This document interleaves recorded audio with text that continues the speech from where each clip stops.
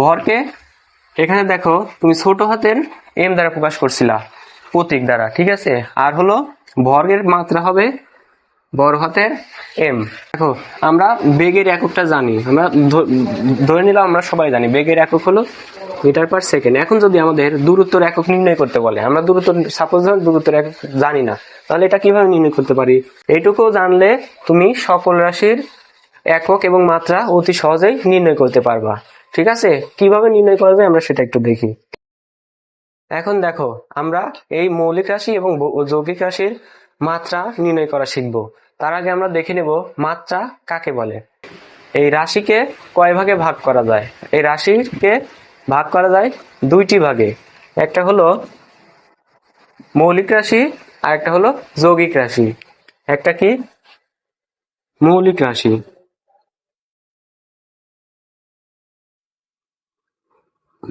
আর দুই নম্বরটি হলো যৌগিক বা লব্ধ রাশি। যৌগিক বা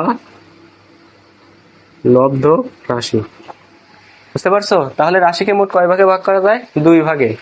এখন তোমাদের প্রশ্ন আসতে পারে যে ভাইয়া মৌলিক রাশি কাকে বলে আর যৌগিক রাশি কাকে বলে? দেখো মৌলিক রাশিটা হলো যে রাশিগুলো অন্য কোনো রাশির উপর নির্ভরশীল না। তার মানে কি, এই মৌলিক রাশিগুলো হলো স্বনির্ভরশীল, তাই না? নিজের প্রয়োজনগুলো নিজেই মেটাতে পারে, এজন্য মৌলিক রাশিগুলো হলো স্বনির্ভরশীল বা অন্য রাশির উপর নির্ভরশীল না। তাহলে যৌগিক রাশি কি? মৌলিক রাশির উল্টা। তার মানে কি, যে রাশি তার নিজের অস্তিত্ব প্রকাশ করার জন্য অন্য রাশির উপর নির্ভরশীল সেটা হলো যৌগিক বা লব্ধ রাশি, তাই না? তো আমরা মৌলিক রাশি এবং যৌগিক রাশির কয়েকটা উদাহরণ দেখি। মৌলিক রাশি মোট 7টি আছে। মৌলিক রাশি মোট কয়টি? 7টি। কি কি? এক, দৈর্ঘ্য। দৈর্ঘ্য তো অনেক কিছুর হতে পারে, তাই না? যেমন কিসের কিসের দৈর্ঘ্য হতে পারে? তোমার দূরত্বের দৈর্ঘ্য হতে পারে, তাই না? তো অর্থাৎ ঢাকা থেকে পাবনা বা রাজশাহীর দূরত্বটা কত কিলোমিটার সে পারে, তাই না? তাহলে দৈর্ঘ্যটা কিরকম দৈর্ঘ্য হতে পারে? দৈর্ঘ্যটা হতে পারে, একটা হলো দূরত্ব, এরপর প্রস্থ হতে পারে, হতে পারে উচ্চতা, হতে পারে গভীরতা, তাই না? আর 2 নম্বর কি হতে পারে? মৌলিক রাশি আর কি? দৈর্ঘ্য, সময়, তাপমাত্রা, বিদ্যুৎ প্রবাহ,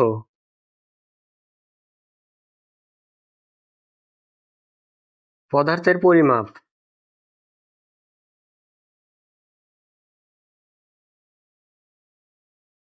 পদার্থের পরিমাপ, দীপন তীব্রতা। দেখো কয়টা হয়েছে? 6টা হয়েছে। আর একটা কি আছে? ভর। 7, ভর। দেখো আমি যে 7টা মৌলিক রাশির তোমার কি লিখলাম, উদাহরণ লিখলাম, প্রত্যেকটা রাশি কিন্তু কি নিজের মানে নিজেকে প্রকাশ করার জন্য অন্য কোনো রাশির উপর নির্ভরশীল না। যেমন আমি তোমাকে যদি বলি যে এখন কয়টা বাজে, এখন সময় কত, তাই না? যদি আমি তোমাকে বলি এখন সময়টা জিজ্ঞেস করি, তাই না? যেমন এখন আমি তোমাদের ক্লাস নিচ্ছি, রাত প্রায় 11টা বাজবে এখন, তাই না? প্রায় 11টা। তাহলে একে কিন্তু প্রকাশ করার জন্য তোমার অন্য তোমার যৌগিক রাশি বা মৌলিক রাশি, এই তাপমাত্রা, বিদ্যুৎ প্রবাহ, পদার্থের পরিমাপ, এরপর আরো যে যৌগিক রাশি আসে অন্য কোনোটার উপর কিন্তু নির্ভর করতে হচ্ছে না। আবার যদি বলি তোমার ভর কত, তোমার ওজন কত, ওজন কিন্তু আমরা কি মেপে, কারো ওজন 55 কেজি, 60 কেজি, তাই না? তোমার ওজন কত কেজি সেটা কমেন্টে বলো। আমার ওজন হলো 50 কেজি, 50+, ঠিক আছে? ওকে, ফাইন। তাহলে মৌলিক রাশির উদাহরণ কত কোনগুলো বুঝতে পারছো? আশা করি বুঝতে পারছো। এই 7টি হলো মৌলিক রাশি। এই 7টি মৌলিক রাশির উদাহরণটা তোমরা মনে রাখবা, কয়েকবার রিডিং পড়বা, লিখবা, তাই ইনশাল্লাহ মনে থাকবে আর ভুলবে না। তাহলে যৌগিক রাশিগুলো কোনগুলো? এই 7টি ছাড়া বাকি রাশিগুলো হলো যৌগিক রাশি। বুঝতে পারছো? আশা করি বুঝতে পারছো। ঠিক আছে, আমরা দেখবো হলো মাত্রা কাকে বলে।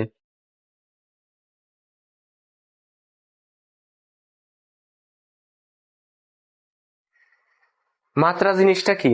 মাত্রা জিনিসটা হলো কোনো ভৌত রাশিতে উপস্থিত, ঠিক আছে, কোনো ভৌত রাশিতে উপস্থিত মৌলিক রাশির সূচককে মাত্রা বলে। তাহলে কাকে মাত্রা বলবে? সূচককে। সূচক, এই সূচক দ্বারা কি বোঝায়? তোমরা গণিতে পড়ছো না? সূচক দ্বারা বোঝায় হলো ঘাত বা শক্তি, ঠিক আছে। কোনো ভৌত রাশি অর্থাৎ কোনো ভৌত রাশিতে উপস্থিত মৌলিক রাশির সূচককে কি বলবে? মাত্রা বলবে।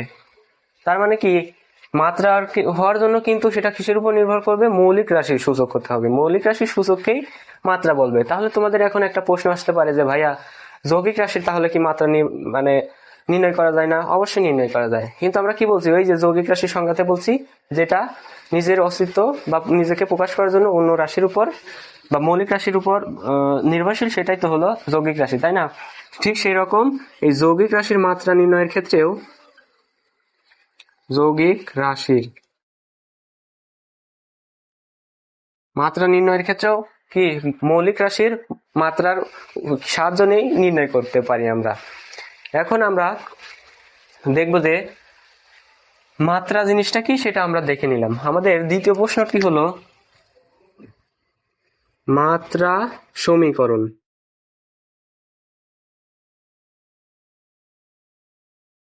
মাত্রা সমীকরণ জিনিসটা কি?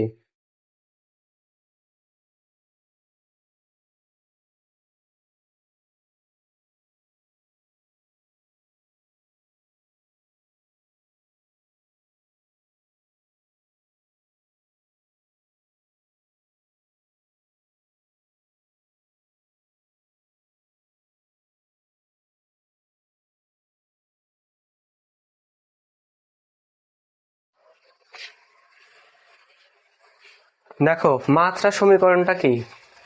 সমীকরণ জিনিসটা কি তোমরা তো জানো। তাহলে মাত্রা সমীকরণটা কি হবে? এমন একটা সমীকরণ হবে যেই সমীকরণ কি করবে?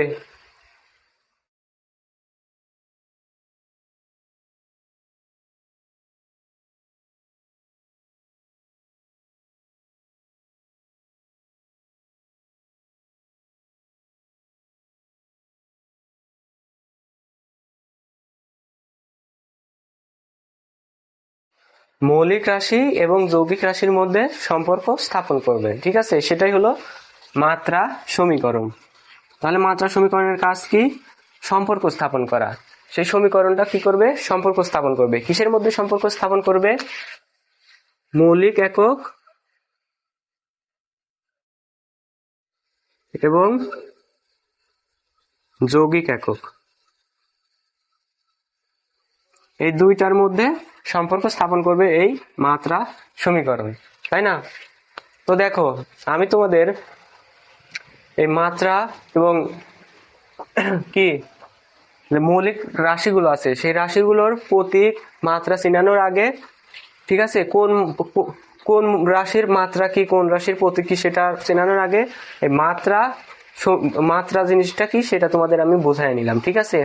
এখন দেখো, যে জিনিসটা সবচেয়ে গুরুত্বপূর্ণ তোমার কি গঠন করার জন্য, তোমার কোনো রাশির একক বা মাত্রা নির্ণয় করার জন্য তোমার সর্বপ্রথম যে জিনিসটা জানতে হবে, সেই জিনিসটা হলো তোমার মৌলিক যে 7টি রাশি আছে, ঠিক আছে, সেই 7টি রাশির তোমার কি কোন প্রতীক দ্বারা প্রকাশ করা হয় সেটা চিনতে হবে।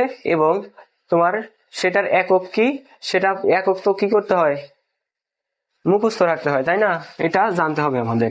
তা আমরা এখন সেই রাশিগুলোর প্রতীক দেখব, ঠিক আছে। দেখো, আমরা কয়েকটা ঘর ঘর এঁকে নিই, যে ঘরের মধ্যে আমরা এক এক রাশির জন্য এক একটা কি লিখবো? প্রতীক লিখবো। তাহলে আমাদের প্রথমে আছে হলো কি? দৈর্ঘ্য, ঠিক আছে। এরপরে কি আছে? সময়, তাপমাত্রা, ভর, বিদ্যুৎ প্রবাহ,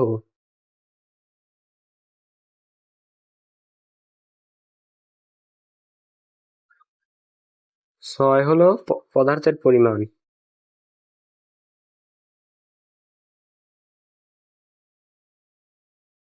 আর 7 হলো দীপন তীব্রতা।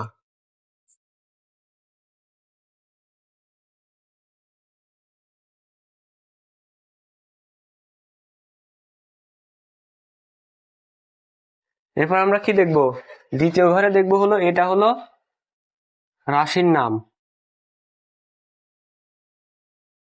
এখানে আমরা দেখব হলো প্রতীক। ঠিক আছে, এই যে রাশিগুলো আছে সেই রাশিকে কোন প্রতীক দ্বারা প্রকাশ করা হয় সেটা আমরা দেখব। দেখো, দৈর্ঘ্যকে তোমার প্রকাশ করা হবে কি দিয়ে? ছোট হাতের এম না, এম দ্বারা প্রকাশ করা হবে হলো তোমার ভরকে। ঠিক আছে, তাহলে দৈর্ঘ্যকে কি দ্বারা প্রকাশ করা হয়? দৈর্ঘ্যকে ছোট হাতের এল অথবা ডি দ্বারা অথবা ছোট হাতের এইচ দ্বারা প্রকাশ করা হবে। নর্মালি এইচ দ্বারা কি তোমার গভীরতা বা উচ্চতা এটা প্রকাশ করে, তাই না? তিনটাই হলো দৈর্ঘ্যের প্রতীক। এরপর সময়ের প্রতীক কি? সময়ের প্রতীক হলো টি। তাপমাত্রার প্রতীক কি? বড় হাতের টি। দেখো, এই দুইটার মধ্যে কিন্তু কনফিউশন হওয়া যাবে না। ছোট হাতের টি দ্বারা বোঝাবে কি? সময়, আর বড় হাতের টি দ্বারা বোঝাবে তাপমাত্রা। ঠিক আছে, এরপরে কি? ভর দ্বারা এম, বিদ্যুৎ প্রবাহ কি? আইতে অ্যাম্পিয়ার বোঝায়, তাই না? এরপর পদার্থের পরিমাপকে বোঝাবে ছোট হাতের এন, দীপন তীব্রতাকে বোঝাবে আইভি দ্বারা। দেখো, এই 7টাকে কিন্তু কোন প্রতীক দ্বারা প্রকাশ করবে সেটা কিন্তু আমরা দেখে নিলাম। এবার আমরা এককগুলো দেখে নিব। একক আমাদের নর্মালি এসআই একক সবচেয়ে বেশি ব্যবহৃত হয়, তাই না? কিন্তু এর পাশাপাশি আমাদের সিজিএস এককটাও আমরা মুখস্থ রাখবো বা জেনে রাখবো। তাহলে আমরা প্রথমে দেখব কি? এসআই একক এবং এককের প্রতীকগুলো কি সেটাও দেখবো। এককটা আমরা মুখে মুখে বলবো, আর এসআই এককের প্রতীক মানে কি প্রতীক দ্বারা বোঝাবে আমরা সেটা এখানে লিখে নেব। দেখো, দৈর্ঘ্যের এককটা কি? দৈর্ঘ্যের একক হলো মিটার। দৈর্ঘ্যের একক কি? মিটার। সময়ের একক কি? সময়ের একক সেকেন্ড। তাপমাত্রার একক থিটা। ঠিক আছে, তাপমাত্রার এসআই একক হলো কি? কেলভিন। ঠিক আছে, মাত্রা হবে থিটা। ভরের একক কেজি। বিদ্যুৎ প্রবাহের একক অ্যাম্পিয়ার। পদার্থের পরিমাণ মোল। আর দীপন তীব্রতার একক হলো এসআই একক হলো ক্যান্ডেলা। সিডিতে বোঝায় হলো ক্যান্ডেলা। এরপর আমরা দেখব সিজিএস একক। দেখো, অনেকে এই এককের এসআই একক কি সিজিএস একক কি এটা বোঝে না। এসআই এককের আরেকটি নাম হলো এমকেএস। এমকেএস এককের সংক্ষেপে বলে এসআই একক। বুঝছো? এম দ্বারা কি বোঝায়? এম দ্বারা বোঝায় হলো মিটার, কে দ্বারা বোঝায় হলো কেজি, এবং এস দ্বারা বোঝায় হলো সেকেন্ড। ঠিক আছে, যখন তুমি কোনো দৈর্ঘ্যকে মিটার এবং ওজনকে কেজি এবং সময়কে সেকেন্ডে প্রকাশ করবা তখন সেটা হবে এসআই একক বা এমকেএস একক। তাহলে ঠিক অনুরূপ সিজিএস এককটার পূর্ণরূপ কি সেটা তোমরা কমেন্টে বলবা। ঠিক আছে, আশা করি বলতে পারবা। এটা তোমাদের জন্য থাকবে, কুইজ থাকবে। এবার আমরা সিজিএস এককগুলো দেখে নিই। দেখো, সিজিএস এর একক হলো সেন্টিমিটার। সেন্টিমিটারের কি প্রতীক দ্বারা প্রকাশ করা হয়? সিএম তে সেন্টিমিটার। ঠিক আছে, এরপর কি আছে? সময়ের সিজিএস এককও সেকেন্ডই। আর তাপমাত্রার সিজিএস একক হলো সেলসিয়াস। ঠিক আছে, ডিগ্রি সেলসিয়াস। বুঝছো? আর ভরের একক হলো গ্রাম। সিজিএস একক গ্রাম। এবার কি আছে? বিদ্যুৎ প্রবাহের সিজিএস এককও অ্যাম্পিয়ারই, এটা ফিক্স থাকবে। ঠিক আছে, এবার পদার্থের পরিমাপ হলো মোল, এমও এলই, মোল। এরপর দীপন তীব্রতার সিজিএস একক হলো স্টিবুলা, এসবিতে স্টিবুলা, স্টিবুল না তো স্টিবল। ঠিক আছে, তাহলে দীপন তীব্রতার সিজিএস একক হলো স্টেবল আর এসআই হলো ক্যান্ডেলা। তাহলে এককগুলো আশা করি বুঝতে পারছো। এখন আমাদের যে জিনিসটা গুরুত্বপূর্ণ সেটা হলো মাত্রা। কোন রাশির মাত্রাকে কি দ্বারা প্রকাশ করা হয় সেটা দেখো আরো সহজ। মাত্রাকে আমরা দেখো কি করব, প্রতীক যেরকম ছোট হাতের লিখছি ওইখানে শুধু বড় হাতের লিখবো, আর কিছু আলাদা আছে, বুঝছো? তাহলে দৈর্ঘ্যের মাত্রাকে তুমি কি দ্বারা প্রকাশ করবে? বড় হাতের এল, সেকেন্ডকে বড় হাতের এস, এরপর কি আছে তাপমাত্রাকে টি অথবা থিটা, বুঝছো?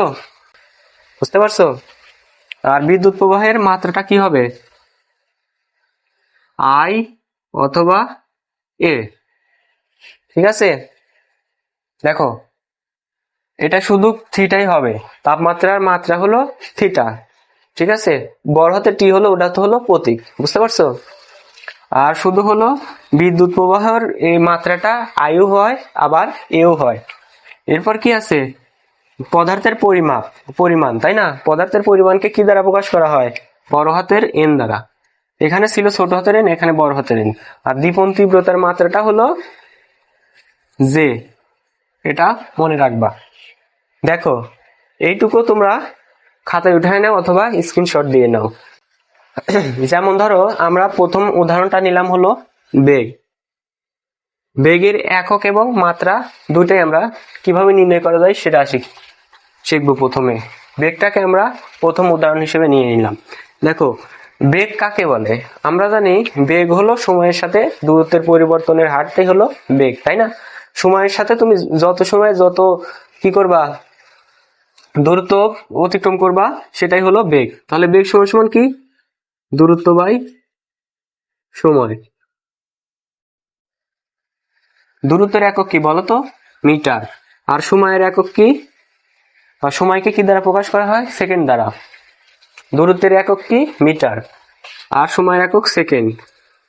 তাহলে কি হবে? আমি এক লাইন একটু বেশি লিখে দিচ্ছি যেন তোমাদের বুঝতে সুবিধা হয়। তাহলে কি হলো মিটার ডিভাইডেড বাই সেকেন্ড। এটাকে কিভাবে লেখা যায়? হরে যেটা থাকে সেটাকে ইনভার্স লিখতে হয়। হরে যেটা থাকে সেটাকে কি লিখতে হয়? ইনভার্স লিখতে হয়। তাহলে এটা একক চলে গেল। এবার আমরা কি দেখবো? মাত্রা বের করা দেখবো, ঠিক আছে? বেগের মাত্রাটা কি? একই নিয়ম। আমরা এখানে কি ব্যবহার করছিলাম? একক বের তোমার হলো দূরত্বের প্রতীক এবং সময়ের প্রতীক ব্যবহার করছিলাম, তাই না? এখন আমরা কি করব? দূরত্বকে কি মাত্রা দ্বারা প্রকাশ করা হয়, সময়কে কি মাত্রা দ্বারা প্রকাশ করা হয় সেটা দেখব। দূরত্বকে কি দ্বারা প্রকাশ করা হয়? এল দ্বারা। সময়কে বড় হাতের টি দ্বারা। তাহলে কি হয়? এল পার টি। বুঝতে পারছো? দেখো না, একদম সহজ না? আশা করি এরপরে আর এই একক মাত্রা বের করার নিয়ে কোনো সমস্যা থাকবে না। তারপরে আমি কাজ নির্ণয়ের কাজের একক এবং মাত্রা নির্ণয় করা দেখাই। এটা মুছে দেই।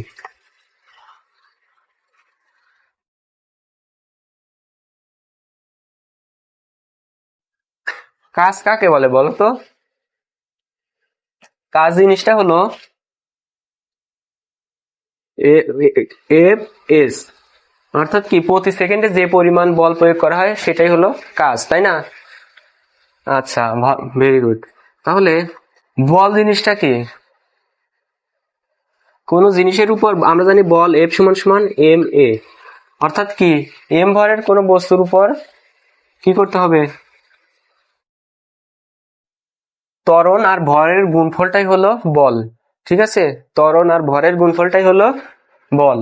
আর এস দ্বারা সরণ বোঝায়, ওটা অমনি রাখলাম। এবার বলো, আমরা প্রথমে একক নির্ণয় করা দেখব। এটা কি? ভরের একক কি? কেজি। এটা কি? ত্বরণের একক কি? Metre per second square. আর সরণের একক হলো সেকেন্ড। তাহলে কি হয় দেখো তো, এই একটা এখানে দুইটা এস আছে আর এখানে একটা এস আছে, তাহলে এটার এটা একটা একটা কেটে যায়। কেটে গিয়ে কি থাকে? Second inverse. কিভাবে কেটে যায় আমি তোমাকে দেখাই। ইনভার্স মানে কি? আমরা জানি হরে থাকে ইনভার্স, এখানে আছে, দেখো তো এভাবে কেটে যায় না? তাহলে কত হয়? এস ইনভার্স থাকে, ঠিক আছে? এটা হলো কাজের একক, কেজি মিটার পার সেকেন্ড।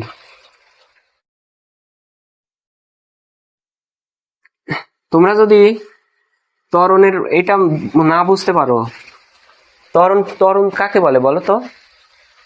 সময়ের সাথে বেগের পরিবর্তনের হারটাই হলো ত্বরণ, তাই না?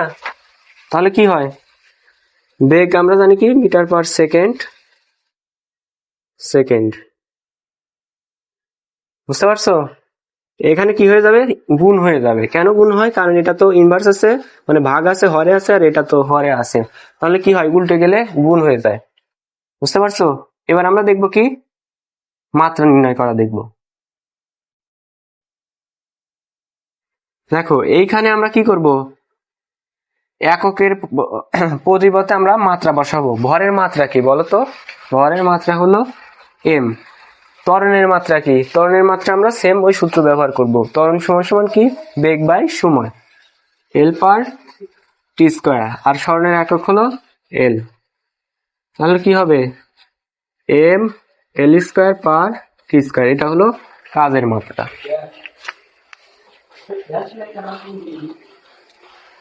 বুঝতে পারছো? একদম ইজি না?